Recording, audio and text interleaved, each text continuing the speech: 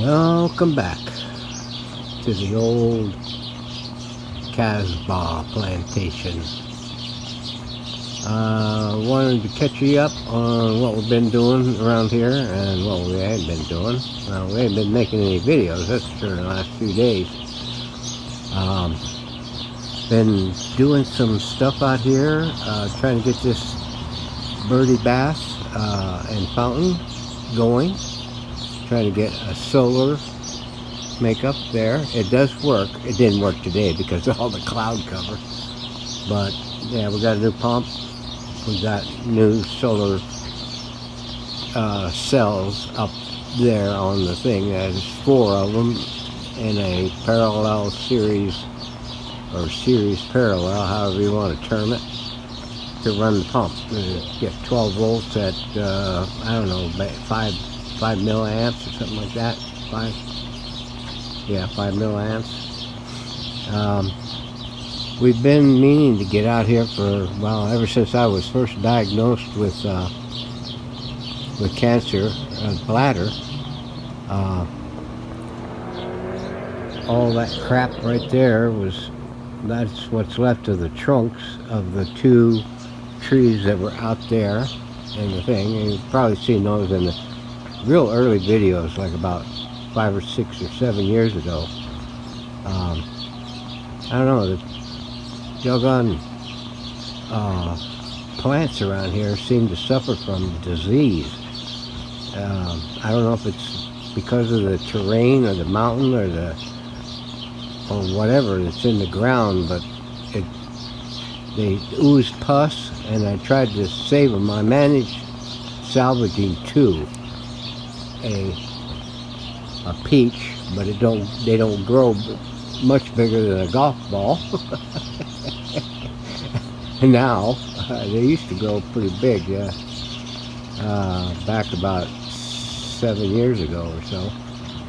But after the disease set in and everything, they're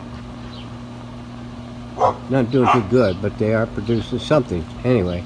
Got a nectarine plant out there that's kind of growing, but they're not much bigger than a baseball. I mean, they're not even about half the size of a baseball.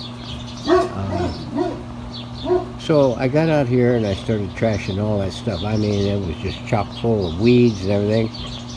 Now that I got my surgeries behind me and started feeling pretty good, I got out here one morning and nuked the place. And so that's what I've been doing, is taking a little bit at a time and tossing it in the dumpster weekly, and the following week I'd just do a little bit more and a little bit more and a little bit more. So that's what we've been doing out in the yard. We haven't been doing too much. We've been doing a little bit of intermittent radio work. Been waiting for the decals to come in for my cabinet on the Airline. We finally got this all touched up. Yeah, we got the speaker mount and the grill cloth for it. We got the inside all painted up. I got my little name punched in there. You're probably not going to be able to see this very much, but we managed getting that doggone thing, and my decals came in. Speaking of came in, I finally got the dial glass. I believe I mentioned that in the prior video. For the other Airline, it's all wrapped up and ready to go. It's listed right now on eBay. 04BR-729A. So we're working on this currently now to get it finalized. We're going to get the chassis in it tomorrow morning. It's about 6 p.m., 6:30 p.m. Might even be about 7 p.m. Yeah, it's 7:30 almost. So in the last one I told you about the speaker. Had to recone it. Well, after reconing it, it started sounding a little weird. So the spider had broke loose. all the way around the voice coil. So I had to go in there and goop that up. We got the decaling on the front of this done again. There was a situation after the last video that, let's get a little light over here so we can see it. We took that dropping resistor out and we replaced that lone 1 watt resistor that I had in there. You might have missed on the last one. It looked like it was getting a little cooked, so we went with what I had left was I forget what, a 22K that I had in there that was the 1 watt, and it looked a little dingy from heat, so I pulled it out and went with it. The only thing I could get close to 15K was this 12K and a 1K of 5 watt, and we just series connected them and put them in there, and so now that works out a lot better. The tube voltages on the filaments, they were running about 6 volts in the last video after putting that dropping resistor in. Well, I wasn't getting very good reception out of it, and I figured it might have been because the voltage was so low on the filaments and they weren't producing enough emissions. So I decided to back this dropping resistor out and make a solid connection on it, and the voltages came up to 6.3 volts on each of the tubes. So that made a little bit. Plus, I checked some of the pre-tubes, like the A7, K7, and the Q7, and did some swapping in there, and she's producing a little better response out of it. And we cleaned up this thing a little bit more with some good automotive cleaner and my cactus prongs. You grab them the wrong way with bare fingers, man, and it will prick you. It'll wake you up. So now we got that all, and we made an adjustment to the alignments again, both bands, and we tweaked it out. Now let me tip this thing up with both hands. Let me put you down for a minute, a second, or a couple of seconds. Okay, yeah, we changed out this one, that one, and this one. Oh, and we did go. That was a GT tube, but I think I swapped that one out too. I think this one here is a better tube.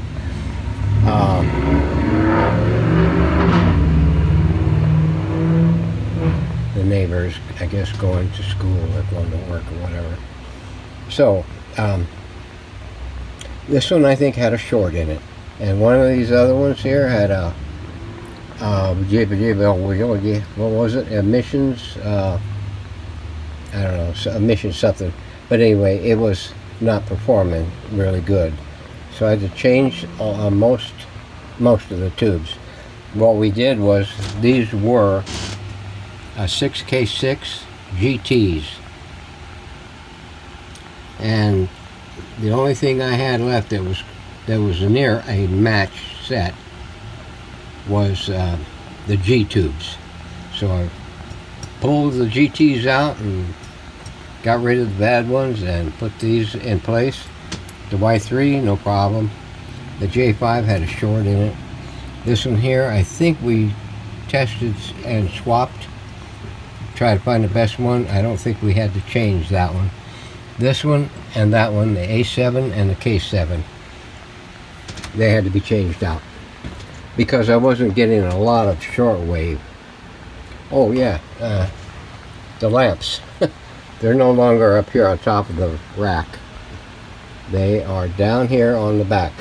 They're backlighting the dial. There is the dial. Here it is on the front side. So you're gonna get a look at this in the operation video, and I may be doing that on Saturday morning. I noticed that in the last week or so, thereabouts,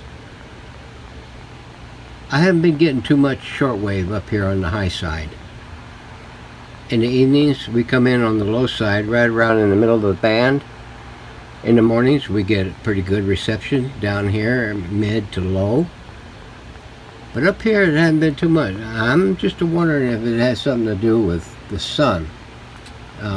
But we'll see. I even tried it on the other airline, and it's kind of spotty too up here on the top. So anyway, we're gonna deal with that in the next situation. Now, the other thing I wanted to take and cover a base on was the dial. Let me hang on a minute. Let me dig out the old one. Okay, here we are. You see how dull that is? I mean, it was flat. I mean, it was flatter than that. I mean, it didn't have no crinkles in it, but this is just since that time when I told you I had it pressed up between those plates. Well, you can see there, I mean, there's no translucency or opaqueness, as this is. And it really doesn't give off a great deal of refraction light. So I put it in there on the scanner and brought it in, and put it into my CAD program. Now, I had made this up when I originally showed you the first mock-up of it, and we keyed on these center eyelets here, the rivets that were originally holding this in. But if you put that right there and lock it in, it shrunk. It shrunk up. It's got high water pants on. Not only that, it shrunk up on both ends. It's the reason why it was all pulled loose and curled up. The heat got to it. Well, when I first did this thing up,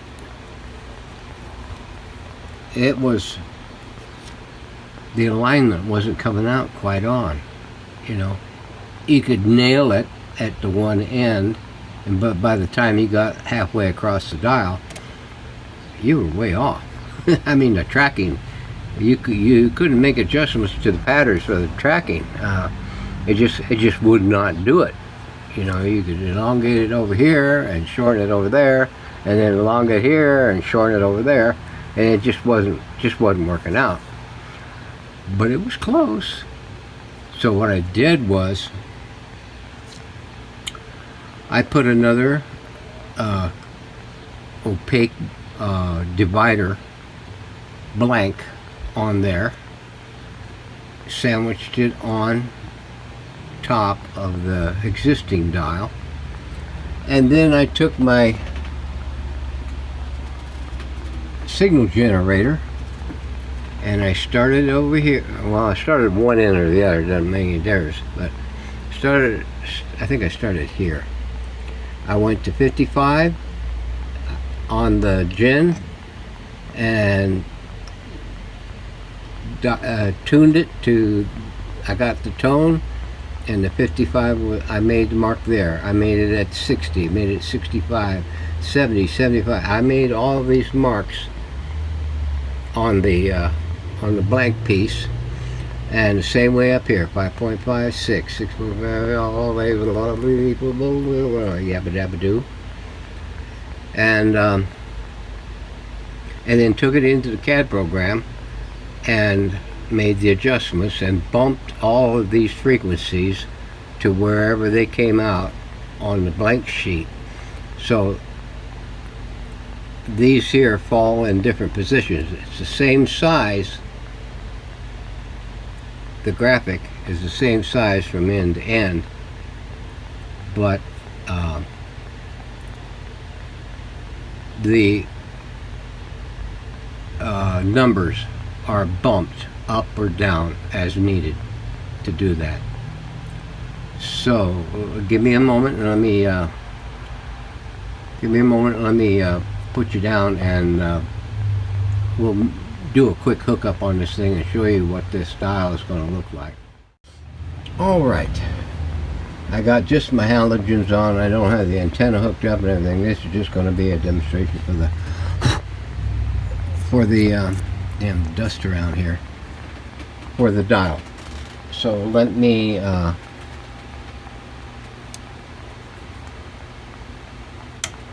click it on. Let's turn these off for right now. Where are you?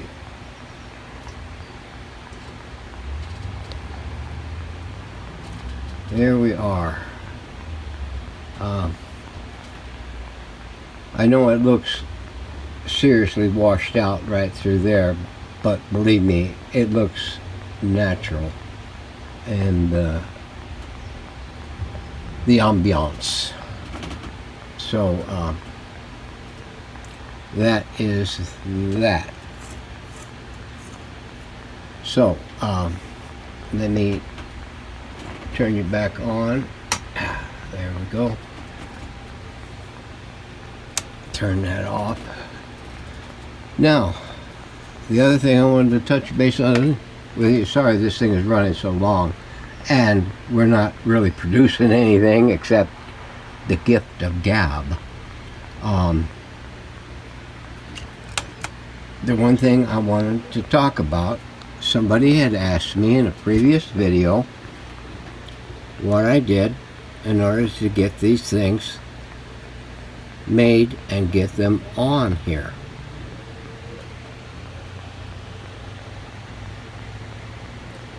I even cut them down. They were a little bit longer than that, and I shaped them a little bit and then repolished the tops. What I did was I ordered up some 1/2 inch diameter clear plastic rod,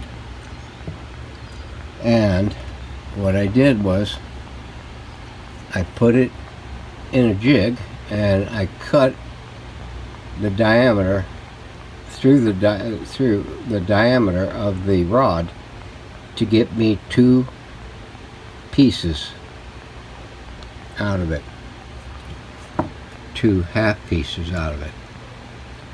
So so once I cut it in half down a ways,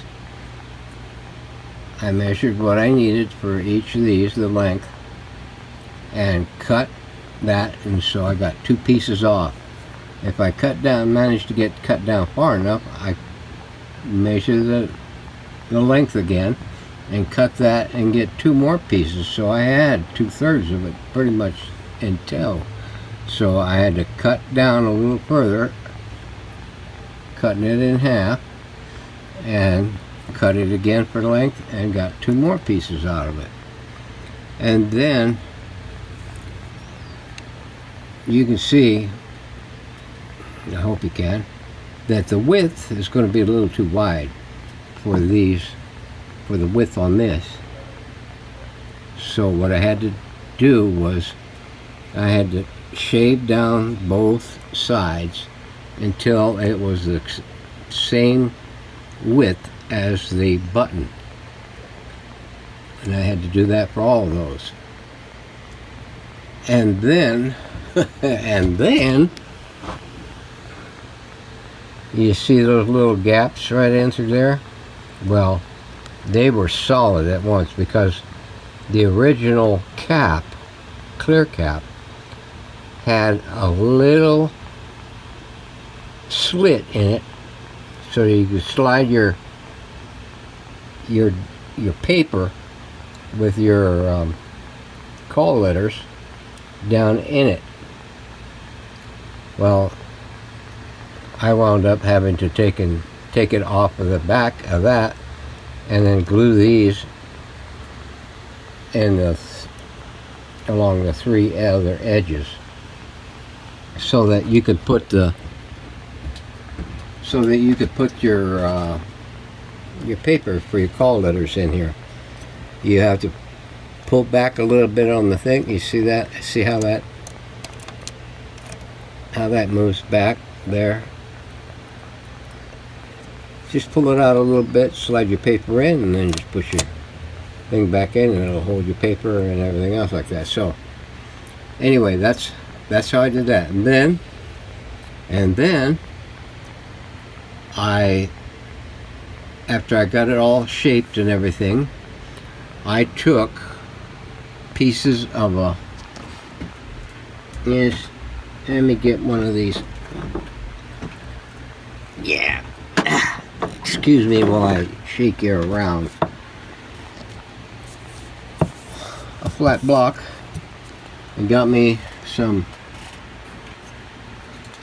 emery paper and started finally sanding it. I hit it with like 400 grit, 600 grit, 800 grit, and 1,000 grit on both side edges, top, bottom, and the back where I saw cut the thing in half. Nothing was done on the face. After that, I took it out to my Dremel with a hard pad on it and put a little jeweler's rouge around in 3 spots around the little powder puffy thingy, and buffed it until she cleared up, and did that for all 6 of those, and then glued them on after putting those little gaposes in there. Yeah, so that's how we accomplished that, and we put that on there with super glue. Now these buttons come right off. You see that? They just come right off, simple as slicker than snot. And I wanted them that way. I removed all the burrs and everything so that it'd be nice and smooth. I did them that way so that way you wouldn't have to take a chisel and a hammer to knock them off the shafts, and I've had to do that on most all of these particular types. And that just affords you an easy way. You just take, when you go to set your dial or your push button, just pull off the button, tune the knob to wherever you want it.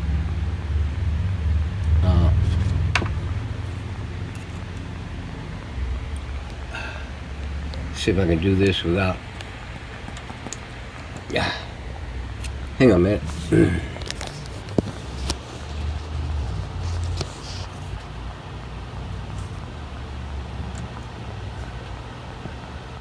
Pull that until she pops out. Like that. Tune your station in. Pump it a couple of times. Make sure that little half moon ring in there.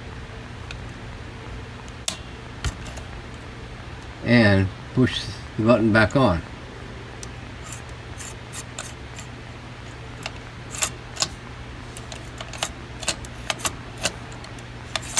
That is smooth. So that's how you adjust these. And these here won't stick and lock on there where you have to bang them with a hammer in order to get them off.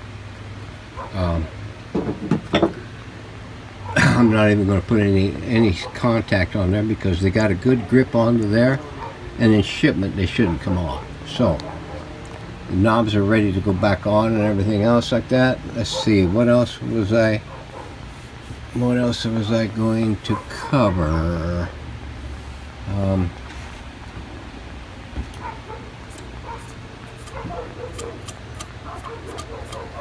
I believe that is it. So now that I've bored you to death with what I've been doing and not showing you how I did it,